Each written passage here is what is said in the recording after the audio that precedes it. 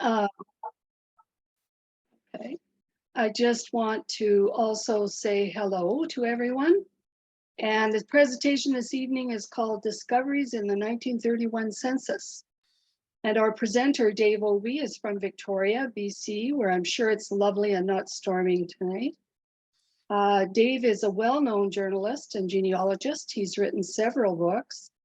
He'll be speaking to us about the recently released 1931 Census of Canada and perhaps his newest finds. I know he mentioned he might have some. So Dave, go ahead. Thank you, Diane. Thanks everyone for being here. I'll share the screen with some luck here. Can you see the screen? Yes. Good, good. Yeah, I have found I've had a lot of finds. I've got about 24 people I was looking for that I've tracked down.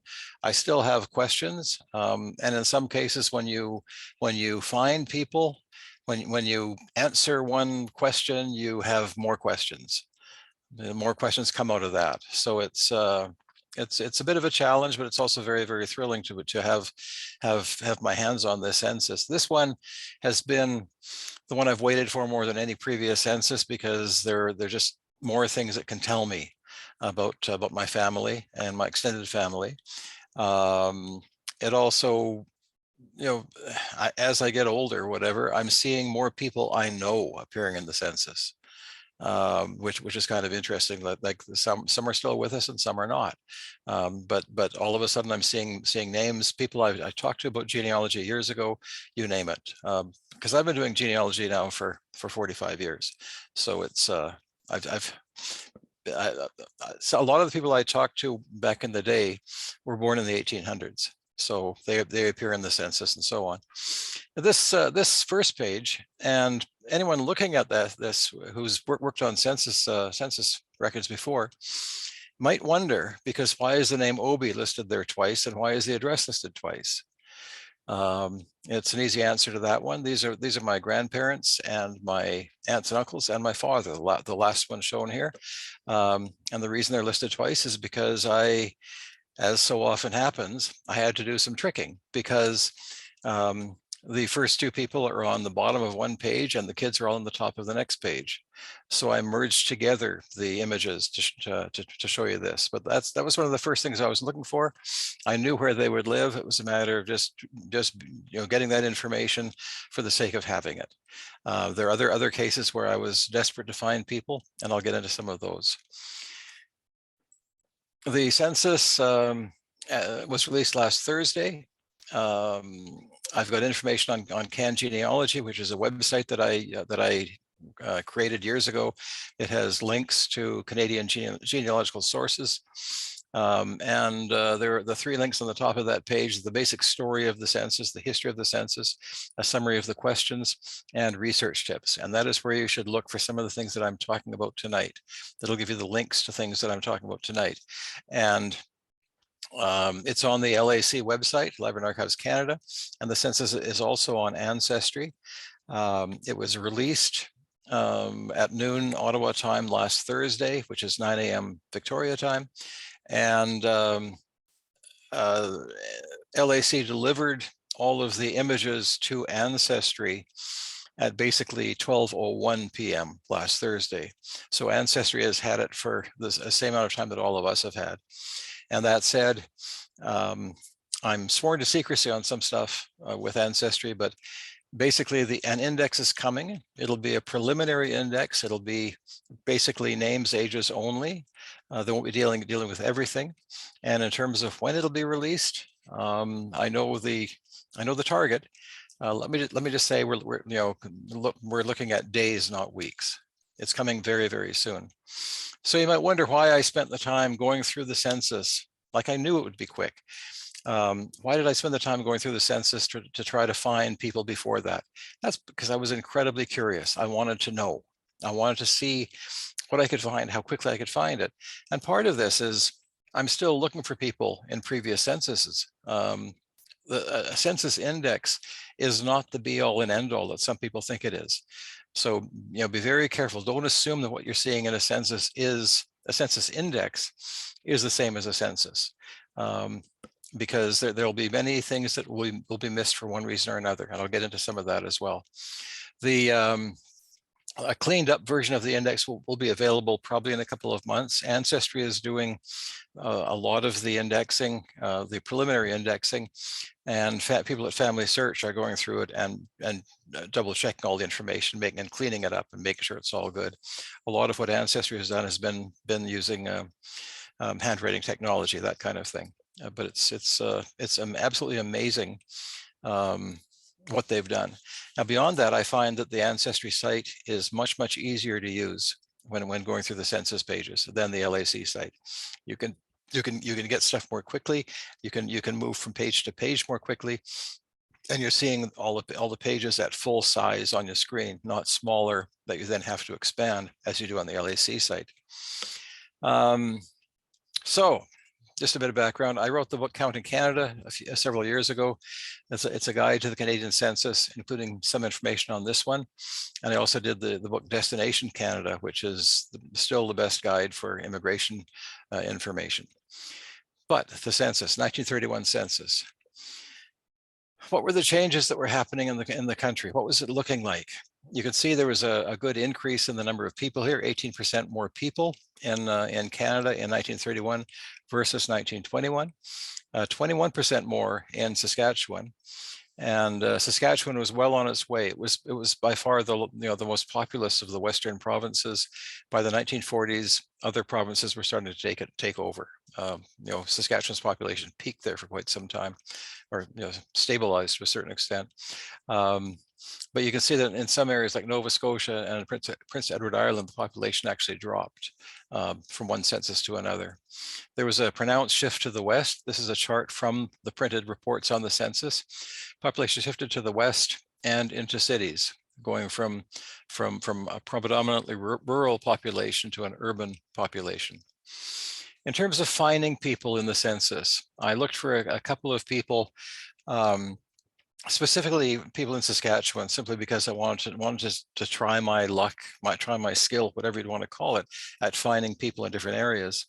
The first one I dealt with in that regard was a man named Samuel Ellis. And for the record, his granddaughter is on this call today. Samuel Ellis, I found him in the 1931 Henderson's Directory for Regina. It said he was at 1643 Ray. Was he there? When was the directory compiled? I don't know. I know when the census was compiled. So I also checked for where he was in 1926, and he was at 1820 McIntyre, as I remember. What I did to track him down, because there was no information on the census, the 1931 census, to help me narrow anything down within Regina. Like where do I start looking in Regina for this guy? So I checked the 1926 subdistricts, and that summary is on the LAC website, and there's a direct link to that summary off of my my research tips page on my website.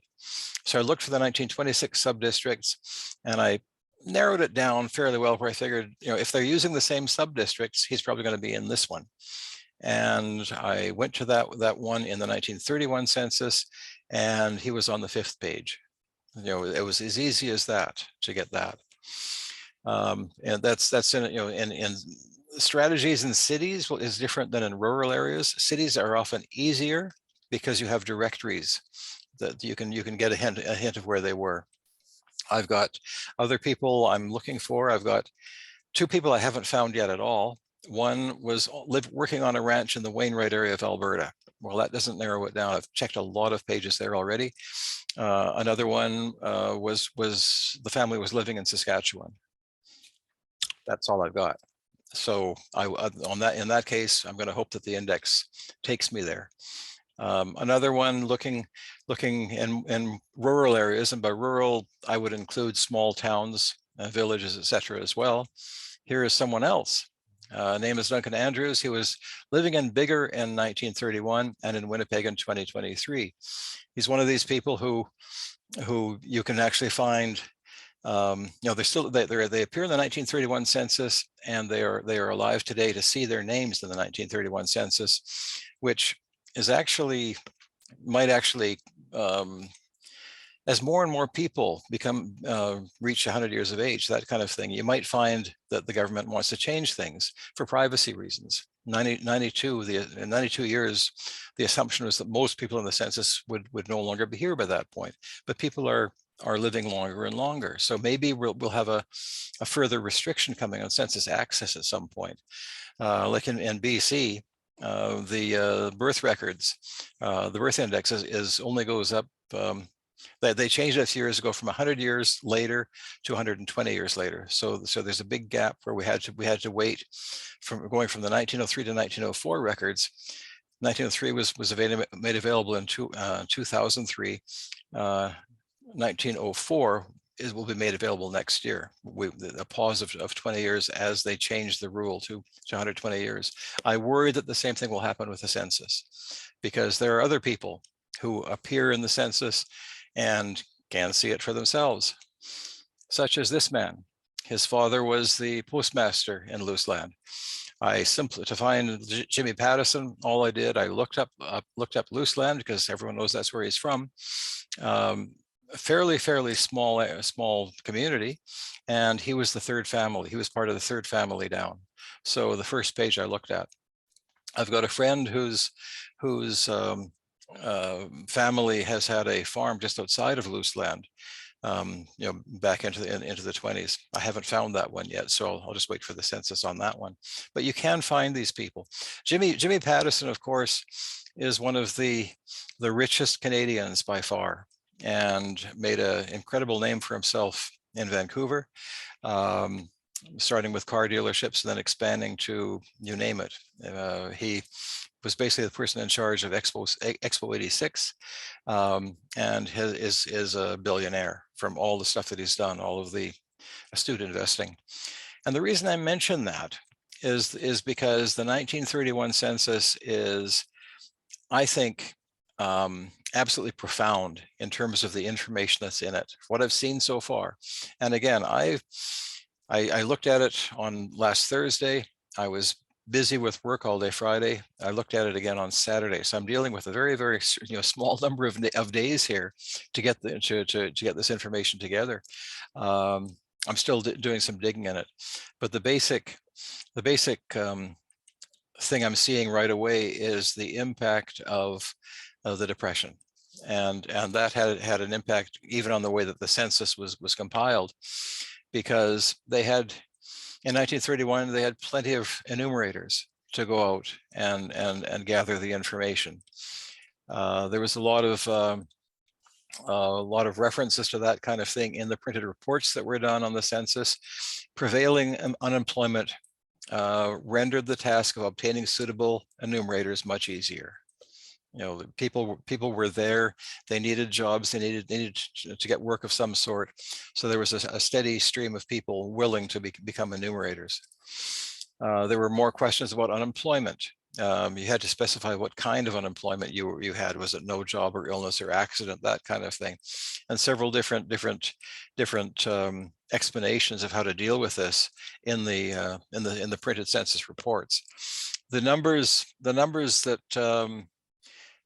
that show up in some areas are quite remarkable. Some areas, the regions, and age 10 is what it shows in the government reports on the census. But wage earners age 10 and over, Saskatchewan 19% were unemployed. Manitoba 21%, Alberta 21%, British Columbia 25%. Think of the impact on a community, on a family, because of that level of unemployment. We've heard about this depression. All my life I've known there was a depression. But in the census, I'm actually seeing for the first time, like the living, breathing people who were affected by that depression, and it's shocking. Male wage owners, a lot more women were able to keep their jobs. Men lost their jobs. So rather than being 19% in Saskatchewan, for everybody, 22% of the males were unemployed in Saskatchewan, 27% in British Columbia. Horrendous numbers here. And again, think of the impact on the community and the family. So in dealing with the census, before I start diving into some examples here, it's critical to remember that the way that the Canadian census is done, people were supposed to report where they were, or people were to be reported, not necessarily by that person, but where they should be, as opposed to where they were that day. If someone was temporarily visiting Moose Jaw but lived in Regina, they should show up in Regina. They should be enumerated by someone in Regina. Simple as that. What if they're riding the rails? What if people were out there looking for work somewhere, anywhere? There's a good chance they'll be, if they had family somewhere, the wife, the mother, whatever, would be reporting them as living in Toronto, when in actual fact they're in Moose Jaw. And there might be no way of knowing, that the person has been enumerated twice. The person who is collecting names in Moose Jaw is not going to ask, is there a chance that your mother would have recorded this back home? Because people were doing whatever they could, collecting names and being paid by the names they collected. So you'll find people erring on the side of being there twice. So be aware of that as you're doing research. Even when the census is indexed, be sure to look for the same person somewhere else, because that person could show up in a second spot. And the second, if the person is with the family in one case and shows up somewhere else as well, odds are on that when the census was taken, that person was at the somewhere else, not with family. So just be aware of that. You might find people listed twice. You might find issues. Just remember that the Canadian census is not like the UK census, which is much easier to use because that's where they were that night. So with all of that said, the preliminary information out of the way here, riding the rails. What does that mean? I've had help from my dear friend Shirley, who's on this call. And because she found some people in the Yorkton area riding on freight train, floater. There were several pages in the Yorkton census, people riding on the freight trains. And they were called drifters, they were called floaters, whatever you'd want to call them. They were actually people, that were desperately affected by the economic conditions. No fixed place of abode, living in tent, riding on freight train, floater. These are the terms that you'll find in the census, and you'll find a lot of people like that. Once Shirley pointed this out to me, I then started looking a bit further, and I figured I'm going to look along the main lines of the railroads and just see what I can find. Look for the cities along the main lines of the railroad, and I found other examples of this, such as Swift Current. I turned this one sideways so you can read what it says at the top. I'm not even sure what the one word is there, but it says RR camp, railway camp, and then something looks like a W at the end, railway camp. If someone knows what that actually refers to, please let me know. It looks like G something W, railway camp. This is in Kamloops, British Columbia. Drifters at City Soup Kitchen. And I added in a second piece at the bottom there because it says camped at jungles. They were talking hobo jungles. This is stuff that I've heard about for years, as I say, but the census is just slapping me in the face with it. Just I realized the impact of the economic downturn. And in Kamloops, there were 10 straight pages, 50 people each, and then 26 on another page of people at the soup kitchen. 526 men at the soup kitchen. That's the impact of the Depression. So what does that mean to me? What does that mean to my own research? My grandparents, my mother and my uncle came over from Ukraine. They were Germans from Russia, so they were in Ukraine. They ended up in Halifax in December 1928. They made their way to Edmonton, and then worked from there. Trying to get established somewhere, looking up for whatever work they could get. They came at a really bad time, but things were probably bad, or they definitely were bad in Ukraine as well. But I knew that they went to Edmonton, and then they went south from Edmonton. They're both buried in Wetaskiwin, Alberta. but I have this photograph that was taken by someone, I don't know who. That's my grandfather, my grandmother, and my mother sitting on that railing. And the only information I have about that photograph, beyond the names, which I know, the number on the house, that has given me a hint of where they are. And I look at the way the snow is on the roof, and I say to myself, the snow is probably on the north side, not the south side, so it's probably going to be a street. And this is the left side of the photo will be the south side of the house. That's the only clue I had as to that location. But they're also traveled around trying to find work. Looking at some of the stats again, just to put my grandparents in context. 21% of wage earners in Alberta were out of work. Again, the census information, they arrived in 1928. That is the worst possible time period for people to be unemployed. Immigrants who came at that time were more likely to be unemployed than other immigrants from other time periods. And they were Germans from Russia. They came from Ukraine, had Polish ancestry. Look at the numbers there. Compare what they were dealing with in terms of unemployment among their peers compared to the British or the French. It was much worse numbers for people coming from Eastern Europe. So where were they? Where were they in 1931? They arrived in Edmonton from Ukraine in 1928. In 1931, my grandfather worked for a variety of farms near Wetaskiwin, Alberta. I've heard the stories. The family lived in sheds. Sometimes they lived in barns.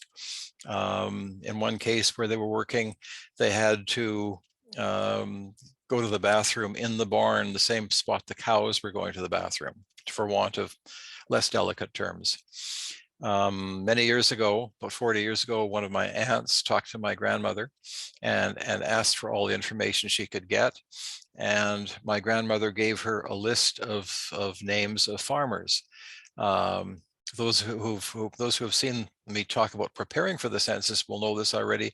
Came up with 4 names of farmers, and I identified roughly where they were after using the 1926 census plus the local histories for Wetaskiwin, Falun, and Ponoka. Found the likely area. It's right south of Edmonton, basically Wetaskiwin, down as far as Ponoka.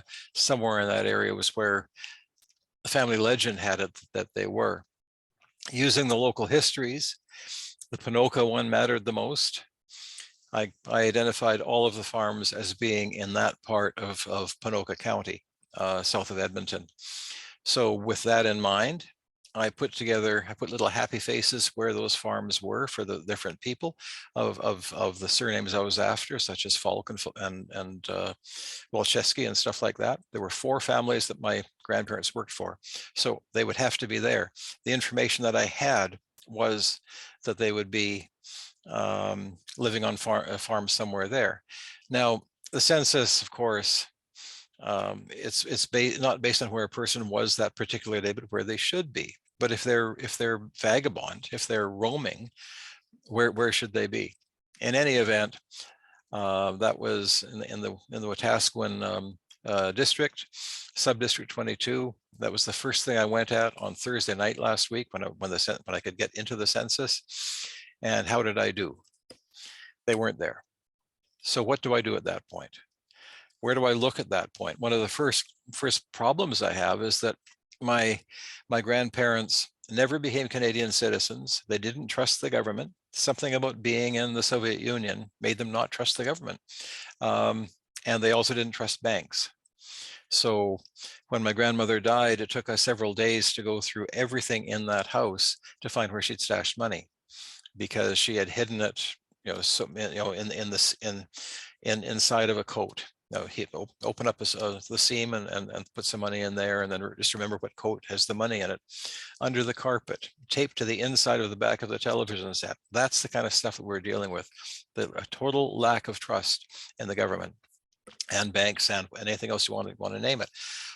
So where would they be? It's entirely possible that they would not have even given any information to a census taker. They might have simply been able to avoid it by saying, we've already spoken up there, you know, that kind of thing. They could have avoided that. And that was my biggest fear. But if they weren't in that area, they probably would be in Edmonton. Where would they be in Edmonton? And that number on the house was all I had. And looking at directories from that time period, this is a map from 1933. A lot of the streets there were not actually all the way, you know, built all the way through. That was a projection at that time. But the directories were telling me that basically I'm looking at only a couple of streets had a house with that number in it. And they're up in that area in the northeast part of Edmonton. So based on that, I looked up the northeast part of Edmonton in the 1926 census to see what districts they would be in, sub-districts. And again, the link for the 1926 one, which I think is essential for looking on the prairies. A link to that is on my research tips page. So I looked in 1931, starting with the census sub-districts in the extreme northeast of Edmonton, just to see what I could find. And about 20 minutes in, I found them. That's my grandfather, my grandmother, my mother, and my uncle. And you look beyond just the names. I knew the names. I know it's my family because the names, the ages, and the birth locations, they all line up. But there's one glaring error there, glaring problem. But look at the numbers here. They were paying $8 a month for rent. That's the number. I squeezed some of the columns here, so you don't see the entire census. But close to my grandfather's name, where it says R8, 8 was what they were paying for rent in a month. On the next image down, that 90, that is how much money that he made in the previous 52 weeks. And if you're any good at math, you look at it and say, well, 8 times 12 is more than 90. They were paying more in rent alone than he had made. So clearly they were getting welfare of some sort. They're getting support from some source. He had been out of work for 35 weeks. It really sort of brings home what my grandparents were going through at the time. But where did they live? Like what were they living in? They were living actually in the North Edmonton Hotel. And once you have that bit of information, you're even further off to the races in terms of getting information about the family, because it's right in that area of, I could then identify the street. The North Edmonton Hotel was 1 block away from one of the houses that had that 12528 address shown on the house. So in the same basic spot, they would have walked up the street to get a photograph of themselves in front of that house. The North Edmonton Hotel, and this is all, I found this on Saturday, so it's all fairly fresh information here. The North Edmonton Hotel in 1912, really, really easy to get a photograph of the hotel. It looks really cool. I'm really impressed. So I did a bit more looking, which you should always do. And I found stories in the Edmonton Bulletin saying that the North Edmonton Hotel had burned to the ground in 1913, taking with it 9 other buildings in that area. And by that fall, they were rebuilding the North Edmonton Hotel as a brick building. So again, I found this photograph right away online, but it's the wrong photograph of in terms of my family's history. That is the one that they lived in. It's kind of remarkable because before leaving Rotterdam in the Netherlands, they were delayed in coming to Canada. They had to live in a hotel there for 6 months. And I have information from that hotel that I picked up in the Rotterdam archives as well. But the North Edmonton Hotel, that's roughly where it is, where the circle is. And the diagonal line right above it, that's a railway line. And the complex to the right side of it, that is the Swift meat packing plant. So they lived in a hotel between the packing plant and the railway. And found other stories in the Edmonton papers about how the owner of the North Edmonton Hotel in 1929 was in trouble with the cops because there were so many bed bugs and problems happening in his hotel. It was a rough hotel. It was not a great place. That part of Edmonton, by the end of the 1930s, was predominantly industrial, but that hotel remained. A shot of the North Edmonton Hotel that I had a bit of trouble figuring out exactly where it was taken from, but cool to see it. And then I realized, look, there's the packing plant, and if you look at the top of the building in the foreground, the one I've circled in the photo that shows the North Edmonton Hotel, and the top of the building on the Swift packing plant property, you realize that that's the same building. So the shot, the lower shot was taken pretty much from the front door of the hotel. It's just looking at two different areas. That building looks like a bungalow, is in front of the taller building in both cases. But once you realize where that house was, even in relation to the North Edmonton Hotel and the Swift packing plant, you've got more options in terms of finding that house. I believe that's it on that photograph. I have to get a better quality image from the archives in Edmonton for this one. And same as this. There's the Swift plant. The big circle is the North Edmonton Hotel, and the house that they were standing in front of is just up the road on the other side of the tracks. So, and again, this is all research I've done since Saturday. So it takes a bit of time to find this stuff. I think I've done fairly well so far in tracking these people down, and then seeing where they lived and learning whatever I can about the conditions, because they were living in fairly brutal conditions. And every now and then someone here in Victoria, because I run the paper here, someone in Victoria will complain that the publisher of the paper was born with a silver spoon in his mouth. Well, this is my ancestry. This is my family. It's not quite the same. Anyway, moving on from that. And again, this is a bit of a follow-up. Those of you who saw my earlier talk on how to prepare for the census will recognize some of this. This next part, because I had major questions about my great-grandfather, which are now resolved thanks to the census. My great-grandfather had a farm just outside of Morden, Manitoba. He was one of the original settlers, homesteaders in that area. He went to Vancouver in about 1920, and I believed lived in retirement.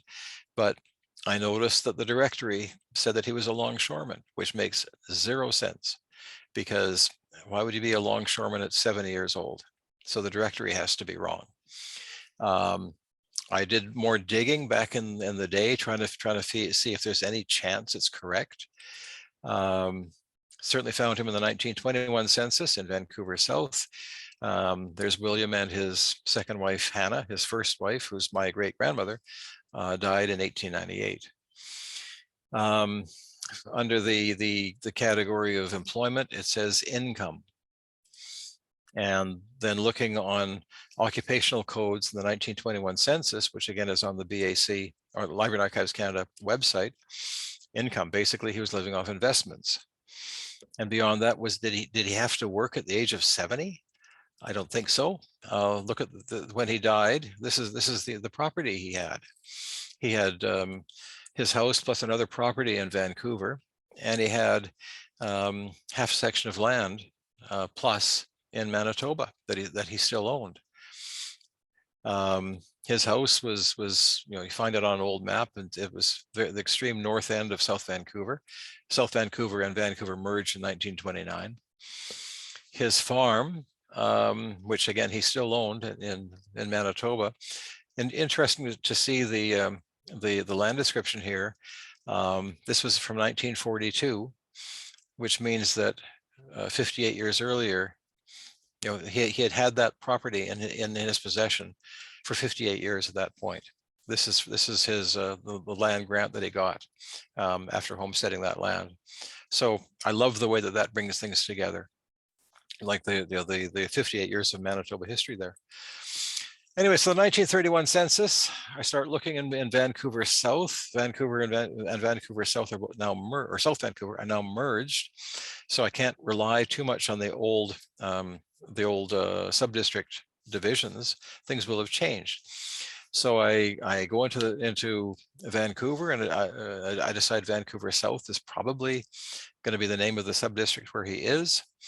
And I notice right away that the pages are sorted basically by ward, like the divisions within each within the city, for electing older people, older men and older women. Now we call them councillors.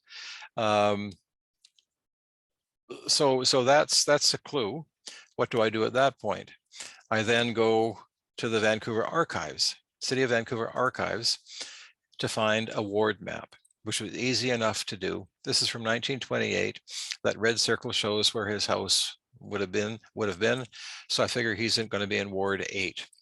So I chase after the census. I go through Ward 8. And when you're working on a census in a city, and doing it by geography, you go into one of the first pages that are available to you, and you check to see where you are in relation to what you want to find. Are you in that neighborhood, or are you not? And the idea being that odds are the subdistricts are identified are sorted by geography. So the ones that are, you might find the first ones are at the north end or the south end, or the east end or the west end, that kind of thing. So you're looking for that kind of thing. He's very, very close to the top. So I know that if I start looking at one of the first sub-districts in that ward, it'll be either at the top or the bottom. If it's at the top, I just don't have to go too far to find more, or to find my person. So I did that, and it worked, and it was really kind of interesting because he was a longshoreman. At the age of 70 years old, he was a longshoreman working for the Shipping Federation of British Columbia. Just remarkable to me that at a time when as near as I could tell, he didn't need to work, and there were plenty of people looking for work. Here was a man who was working as a longshoreman, a retired farmer from Manitoba. What would he know about being a longshoreman? He retained that job, according to the directories, until he was 74 years old. This was a huge shock to me when I first saw it in the directories. I just assumed it was wrong. The census was what I was looking for, to see if it would tell me something different. And it has told me that, in fact, the directories were correct. Okay, so one of the things that I thought about the directories, maybe the enumerator had got wrong information. Maybe they weren't home that day. So the enumerator talked to the neighbor. Maybe that's what happened. And then maybe the error was simply repeated in subsequent directories through the years. I was grasping at straws, trying to explain why, to explain away the fact that the directory said he was a longshoreman. So with the census, I checked to see who the enumerator was, to see how closely he or she might have been in contact with my great-grandfather. And what I found, oh, sorry, I missed this. Talking about his income. He was out of work for 32 weeks, and he made $325 in the previous 12 months. What I found when I looked for the enumerator, directly across the street from my great-grandfather. So they had to know each other. So I look at that and say, there can be no chance of a mistake. Jane Elizabeth Lougheed, or Lougheed if you're in Alberta, was the enumerator who looked after that entire area. All she had to do was cross the street to see my great-grandfather. Now, the land in Manitoba that he had between Miami and Morden, because you can see what people paid for rent, I thought I would check to see who was on that land and see what that person paid for rent, and $5 a month. But is that specifically for the house or the entire property? I don't know. And beyond that, is this, I have the sections, but I don't have the actual quarters in each section. So I don't know if this refers to my great-grandfather's land or not, but it's the closest one I could find. But just trying to get answers for some of this stuff. Another one that I've debated actually showing, because it's been a mystery to me for quite some time. I have a DNA match that only makes sense to me, no matter how I work it, if there was bigamy involved. There's got to be an explanation of some sort here.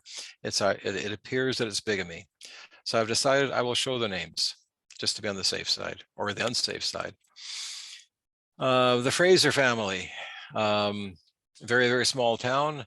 Archibald Fraser, his wife Cora, and kids Raymond and Maxine. They ended up moving to, or Marlene, they ended up moving to Ohio. And so I have the obits from there, etc. No mention of another family. The family that I think also is the result of Archibald, and they were this family was being created concurrently to the one to Archibald's official family, Louise, Sydney, Irene, Pearl, and Almina. And Almina, one of Almina's grandkids is the one I'm a DNA match for, and I'm related to Fraser's, going back to Summerberry. And married into the McMain family and so on in Summerberry. I can only account for this one because, you know, the only answer I can come up with is bigamy, and I've looked at every possible, all the clues I can find, and I was hoping the census would give me something more definite, but it hasn't. The only thing of interest here is that where it says Louise Fraser in Laird, go over where it says head F, and what's the next part? It looks to me like she was shown as being single, and then a W written over top it. That's the best clue I have as to what was going on here. The fact is that I connect through other Fraser matches to her kids, and the only answer I've got for it. But I was hoping that there'd be an answer of some sort in the census. Sadly not, but I'll keep working on that. Now, I also, and again, knowing that the census index will be coming out relatively quickly, I still wanted to get a few things done.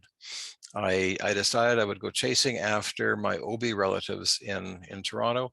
The bottom one there is Reuben Obee. He is not from Toronto, or he's not one of my relatives. He was in Toronto, but not one of my relatives. He actually ended up in Victoria. He's the grandfather of Bruce Obee, who's written for Beautiful BC magazine and so on, and is no relation to me. But the other ones are all relatives. So I thought, how long would it take me to find these people in Toronto? Because if anyone thinks a city is a problem, Toronto's going to be the worst. Although Montreal would have some language changes, I suppose, but Toronto is so big. But looking at the information there, Cyril, it says East York, Doris, East York, George, East York, Harvey, doesn't say East York, Lewis, East York. So there are clues there. The one where it says EY, those are East York, so I can look at a certain spot for them. Harvey, Glenview Avenue, wherever that is, I'll have to do a bit more digging because it's going to be in Toronto somewhere. So how do I sort through this? I found all three within an hour, which I just wanted to see how long it would take. And if I had to do three more, I'm sure I could do it in half an hour, but it's going to be indexed. So what's the point? First thing you do is try to figure out where the people are. And in this case, the one at the top is the one who's in Toronto, and the other two are addresses in East York. You identify where they are, and then on the map you zoom in to see what you can find in terms of the area, and then you go into the census sub-district that appears to be the correct one, and just start checking almost at random for addresses, just to get a sense of if you're in the proper area or not. And then you can decide, do I work from north to south or what? In these cases, all three of them, I worked from south to north. That was what got me to them in the end. So I get the addresses from the directory, and then I start doing trial and error in the census itself. And I also will always try to get a map showing surrounding streets of the address in question, so I can just do a bit more in terms of zeroing in on the proper location, because that way if I see that I'm now seeing in the census names that are familiar to me from looking at the map. Then I can get more done. So there was Harvey Obee in 1921, and down below 1931. They all accept his name was Hardy in 1931. That's an error by the person doing the census. He was fairly well known, fairly well off. He was a lawyer in Toronto. Another one I went for was Coleridge Avenue in East York, where I found Louis Obee, the father, to Edith. The idea here is just trying to, in a case like this, I'm actually finding other family members I wouldn't have thought to look for. Why would I look for Williams? There are too many of them. But looking for looking for Lewis and then coming across the name Williams, that's great. I also looked for the one on Gowan Avenue in East York, and found this to be quite interesting because no problem finding it. It was relatively quick. Again, going from south to north. Once I realized that's the way the sub districts were arranged, just go forward into my area, and then copy the page. What you see here are two different images, and the much clearer image with better contrast is from Ancestry. The one that with the gray background is from Library and Archives Canada. And I've been, in copying all of the other images, I'd been adjusting using Photoshop to improve the contrast on the Library and Archives Canada ones. And then to my shock, I find that Ancestry has much better images. And Ancestry received those images at, as I say, at 12:01 p.m. Eastern time on Thursday, and they're all enhanced already. So I've sent a note off to one of my contacts at Ancestry just to find out, have you done something? Like, what did you do to make that possible? Because how could you possibly have changed the settings on all of these images so quickly? There must be some massive group change that they made, but they haven't answered yet. But just FYI, in previous censuses, quite often the images on Library and Archives Canada are better, but on this census, it appears that they're better on Ancestry. In past censuses, when people have not been able to read a census or a page, I've said to them, try LAC, and they report back that there's better luck there. So, in terms of going through the census, like for a city, trying to find a certain address, I find that the best way is to cheat the system. And don't look at the Ancestry site as it is, and don't look at the page as set up for you on Library and Archives Canada. Look at the images themselves, and you can actually get into the images directly without having to go through the initial pages. And that's how I found success last Thursday night. I did everything everything I made progress on was going into the images themselves. How do you do that? First of all, there's a link on my research tips page towards the bottom that gives you a rough address that you can then modify according to your needs. How do you know what you need? Straightforward. This is, I just took this as an example, the Edenwold Village. If you click on that little eye in the upper right corner, it'll open up more information for you. And that's what it looks like. It gives you the details. And if you go all the way down, you find that e-copy number, and you want to copy that e-copy number. Just do a copy and paste on a copy on that e-copy number. And then you head over to the link that I show on my research tips page, and you'll find a similar number at the top of that page, and you want to take the one you've just taken and stick it there to replace that one, and then hit enter, and you'll get the page that you're looking for full screen. Why do you want to do that? If you're doing, I find it useful if I'm trying to check a whole bunch of areas in a sub-district to see what I can find. And when I'm zeroing in on something, I might want to look at this image and then the next image that's going to be 100 away, 100 images further up. and then I see how much progress I've made in terms of getting closer to what I want. I might go 500 up, whatever, or when I get close, I'll be looking at maybe changing it by 20 at a time. The idea is trial and error to get into where you want. And once you get into the rough neighborhood, then go over to Ancestry and look there, because by then you've narrowed it down. It'll save you all kinds of time.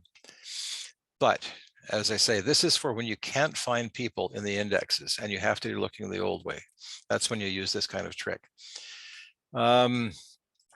Also, another great tool to use is the Scholars GeoPortal website, which I praised highly in my talks in advance of the census release, before I'd actually seen pages. And now I say for Western Canada, it's not much use at all. I thought it was great. It still is great for areas elsewhere in the country, but not Western Canada. What you can do with that, you can find almost any location in the country, and it'll tell you for 5 provinces, it'll tell you what census district you're looking in, that kind of thing. And there are instructions again on that resources page. So you don't have to follow this exactly. There are instructions on the resources page that basically say, when you get to this site, you click on the add button, add 02 button. That'll bring up another page, and you click on the two choices there. One is census divisions, one is census subdivisions. You click add in both cases. Now on the top one, I've already clicked add. That's what it looks like after you've clicked add. Click add on that one plus the bottom one, and that'll take you into a spot where you can see the districts, sub-districts, and so on, and you can start searching for what you want. All of the districts will sort of appear magically when you do that. Then you can start searching for what you want. And at the top of the page, click on place or address, because the default is data, and then click on, and then put a spot in. I typed in 3 Rivers as my test, because that's how we used to hear about the weather from that city in Quebec. I was curious to see what it came up with, and it did show up as Trois-Rivières, which I thought was pretty cool. Once you do that, you can then hit zoom, and it'll take you into Trois-Rivières. It shows the old district boundaries on a modern map. Once you're on that, you can click on the city, and with the information you get from that, it'll tell you the name of the district and the sub-district. This doesn't really help that much, or it's not that needed if you're looking for a big city. If you're looking for a small place and you're not sure where it is, that's a really quick way of finding it. And there's also the printed reports that are on the LAC website, and I've got again the link to these printed reports on the research tips page. Looking for another search, Trenton in Ontario, choose place or address on that little radio button at the top, and Trenton, and you get Trenton, Ontario. And you can then click on the map, click on it again, just once the map comes up, click on it again to see what the place looks like. And the boundaries are approximate at best. It'll tell you that you're looking in Hastings and then Trenton. You can also click on the outlying area as well to see what it's called. And golly, it's Hastings and then it's Sydney. So it's a really quick way. If you want to find out what the adjacent district is, you can tell in a glance. It's very slick with this. It works.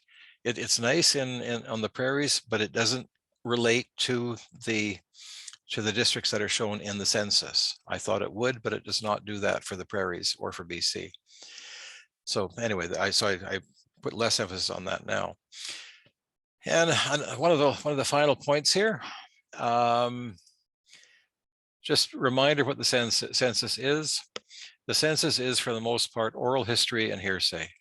it's not a document that you can really trust every word in, because it's information provided by people after the fact, and they might have reasons to hide information. They might not want to tell you exactly what happened or who the father was and that sort of thing. Indexes are never perfect. So don't trust indexes. Don't put all your faith in indexes. Use them as a great tool. But if you don't find someone in the index, you'll have to dive in and do it. For the 1916 census, when it was released, my grandfather should have been in Langham, Saskatchewan, just outside of Saskatoon, and he wasn't there. So I ended up going page by page through the census, and I found that he had been enumerated. The last name is Ahee, A-H-E-E, not O-B-E-E. 4-letter word, 2 of them wrong, and the first names were wrong as well for most of the kids. So relying on the index would not have taken me to what I needed. And also mistakes happen. People could have been missed, names and other details could have been misread, and so on. So just be careful with everything that you're dealing with when you're dealing with extracted information from a census. And some examples of this. I've got in the 1901 census district of Pence, just outside of Regina. I figure that I'm related to at least a quarter of the people there. The Brooks family, in that region, the Brooks, Wilkie, and so on, all related to me, and it goes back to Ontario, before that Kent and England. And the Brooks people today who I'm related to, just to show how distant it is, they're 8th or 7th cousins. So it's a distant, but they're related. When I grabbed this the Cummins map off the Internet Archive, I marked with an X all of the quarters where there were names of relatives of mine, just to even give you a sense of what I found. It's just incredible. So yes, I've got a deep interest in Pence. But beyond that, before I go on from that, the Internet Archive. I don't know how many of you are aware of what the Internet Archive does. It's based in San Francisco. The idea is to create a massive free library of as much information as possible from around the world.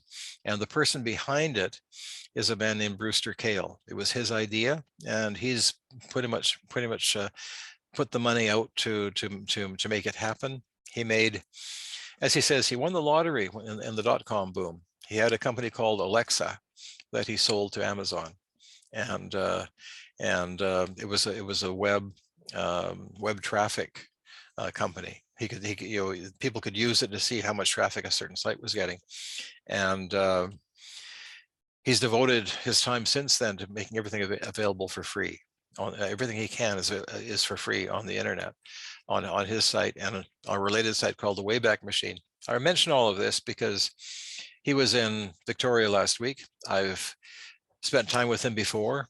I spent time chatting with him on Friday, and he was telling me that they are digitizing roughly 50,000 pages of microfilm every day and posting it online. So you'll find all kinds of material there. The Internet Archive has the Cummins directories, or the Cummins map books for Manitoba, Saskatchewan, and Alberta from the early 1920s. Easy to find there, and incredible resource for people working on the prairies. Back to the census. So I've got a keen interest in the Brooks family in that area. And look at how they're written. The first two are books, not Brooks. This is in pence. Books, not Brooks. And then we have a Brooks towards the bottom. Look at the names of the kids. I think that the enumerator had never encountered the name Gwendolyn before because didn't get it right. Morden, Manitoba. This is part of my family. Everybody in Canada with the name McKennett is related.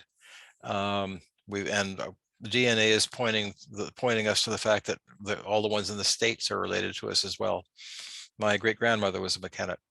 So the McKennetts in Morden, Manitoba, they spread out from there.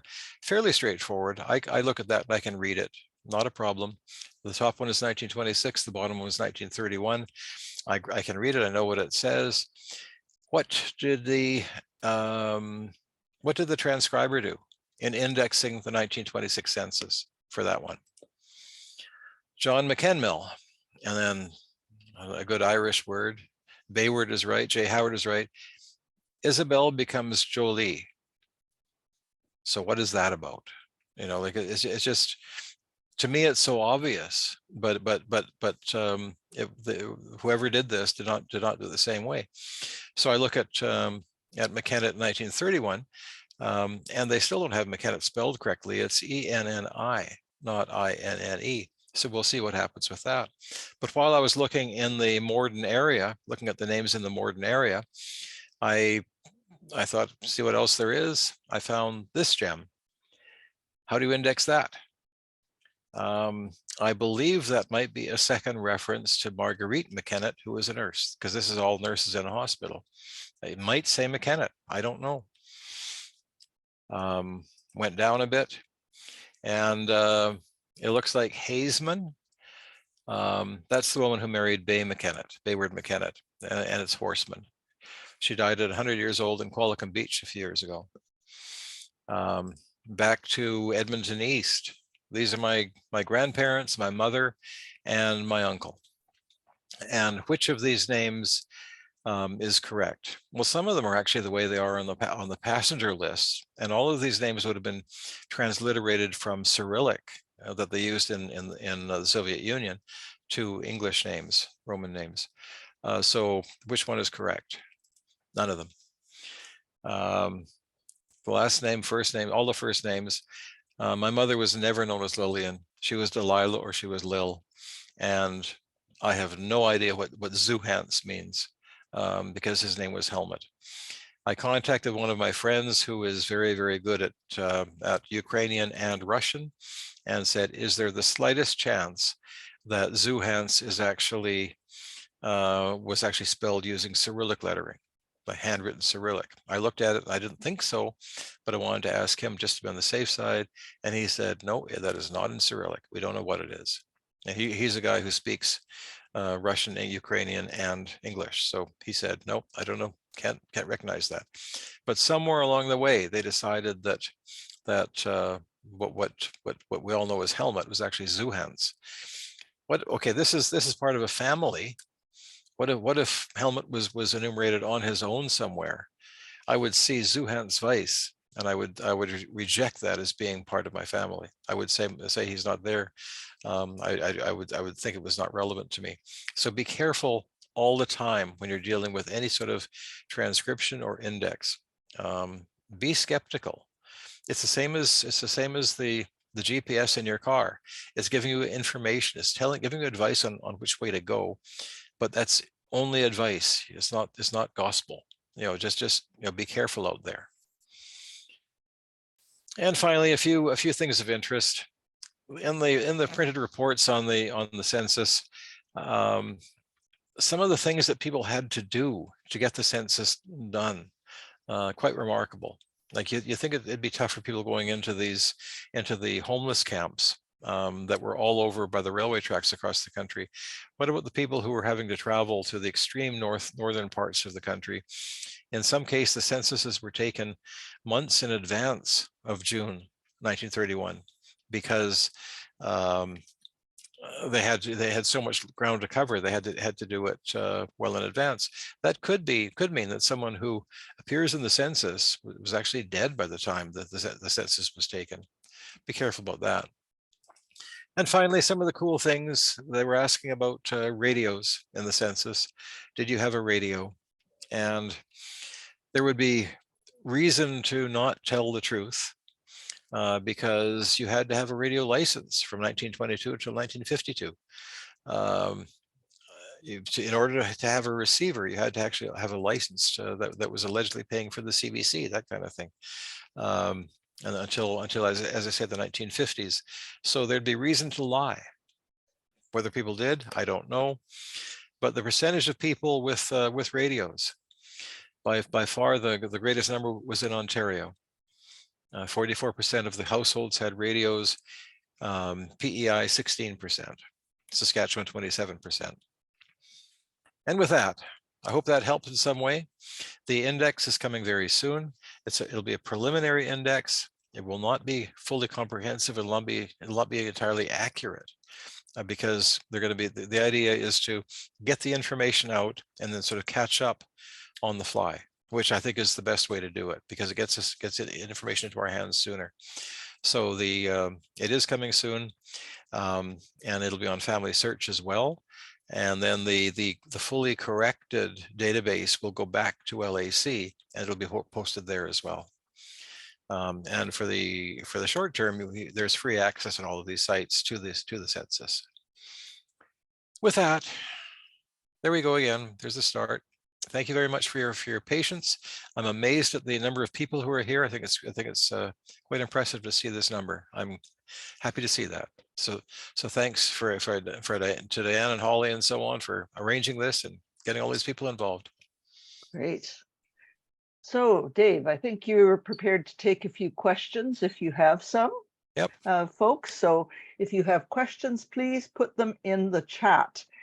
And the one question I've seen so far, and this goes back to your slide about the Frasers, is the W there that got written over, is the W for widow? I think it is, yeah. Yeah. Good. Yeah. Okay.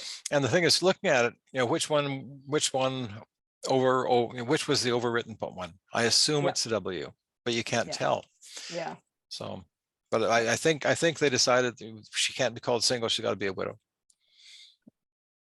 Good. Okay, and someone's asking about, is this recorded? Yes, we're recording it. It will be up to SGS, how that gets shared with folks and so on. And lots of people saying thank you. Okay, the US has already released the 1950 census. Why would Canada not want to release another one soon? There are different laws about privacy. The US has always been sort of 72 years. Canada's been 92 years. And I was part of the group back in 2006, more or less, who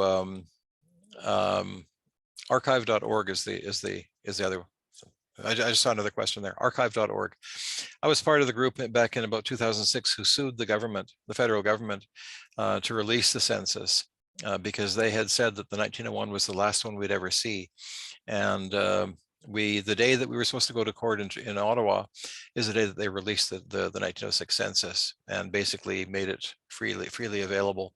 I did my part by writing columns on the census, and the need to release it, that appeared in papers like the National Post and the Ottawa Citizen, stuff like that.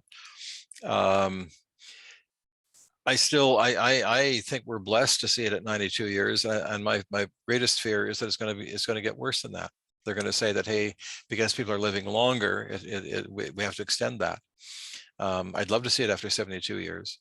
The UK is at 100, Australia is at never. So, every country makes a choice. Have you ever seen a list of old occupations that might help with deciphering handwritten records for jobs that don't exist now? I have, not necessarily for Canada. I certainly have for the UK. Okay. But there are summaries, like the one document I referred to in the talk where it said what income was. There were 170 pages of occupations and categories and so on in that. So that's one spot I would look. Good. And Shelley's put the archives.org in the chat. Archive.org. Archive.org, sorry. Yep. Archive.org, yeah. Yep. Good. Well, I don't know. I think they're done with their questions. I hope this helped in some way. I really do. I think it did. I do want to thank you very much, Dave. This has been, for me, I love census. I love I love all the hunting you do and the way you do it. And I love doing it myself. So this just gives me more clues all the time. I love that 31's come out. It might not give me a whole lot of stuff, but it's worth a look. It's always worth a look. I agree. Yep. Anyway, we certainly want to thank you very much for sharing your finds in 31, but all your other stuff, all you know, how you link 31 to your other research. Okay. Thank Anyway, you. thank you so much.